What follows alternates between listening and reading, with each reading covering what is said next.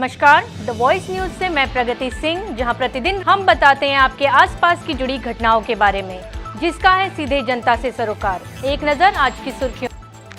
वलसाड डांग के लोकसभा सांसद एवं लोकसभा प्रमुख धवलभाई पटेल ने पहलगाम में हुए आतंकी हमले के मद्देनजर अपने निर्वाचन क्षेत्र के सभी कार्यकर्ताओं से उनके जन्मदिन का कोई सार्वजनिक उत्सव न मनाने की अपील की थी।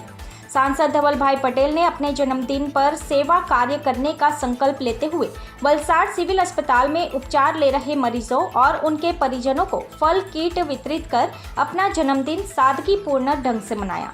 इस अवसर पर वलसाड जिला भारतीय जनता पार्टी के उपाध्यक्ष जीतू भाई पटेल, वलसाड शहर भाजपा अध्यक्ष दिव्यांग भाई भगत, वलसाड तालुका भाजपा अध्यक्ष तेजस भाई पटेल, वलसाड नगर पालिका अध्यक्ष मालती बेन टंडेल, कार्यकारी अध्यक्ष आशीष भाई देसाई, नगर पालिका के सदस्य, युवा मोर्चा, महिला मोर्चा तथा विभिन्न मंडलों के कार्यकर्ता उपस्थित रहे। दी वॉइस न्यूज के लिए वलसाड से ओलिवर ठक्कर की रिपोर्ट।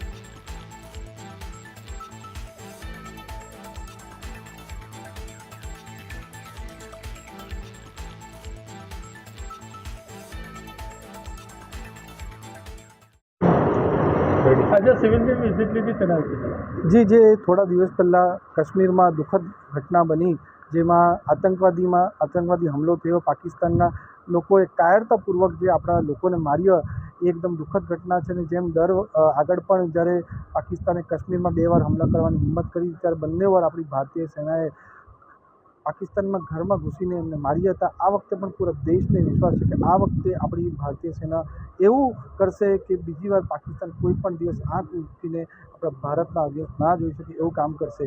આજે મારો જન્મદિવસ છે, પણ જે દુઃખદ ઘટના બની એના માટે મેં દરેક અમારા કાર્યકર્તા ભાઈઓ બહેનો સાથે, મતદારો અને જે પણ અમારા સમર્થકો છે, એમને મેં વિનંતી કરી હતી કે કોઈ પણ આ જન્મદિવસમાં આપણે કોઈ પણ જાતની સેલિબ્રેશન કરવાની નથી, ઉજવણી કરવાની નથી, કારણ કે એક દુઃખદ ઘટના આપણા દેશની સામે આવી છે. ખાલી સેવાકીય કંઈ કાર્યક્રમ કરો તો એ જ કરશો. એના માટે આજે સિવિલ હોસ્પિટલમાં જે નાના બાળકો છે, સાથે જે સિવિલમાં દર્દીઓ છે, એને અમે ફૂડ કિટ વિતરણ આજે કાર્યક્રમ અહીંયા મોટા પાયે કર્યો છે. એની સાથે પૂરા વલસાડ ડાંગ લોકસભામાં અનેક અમે સેવાકીય કાર્યક્રમ આજે કરીએ છીએ.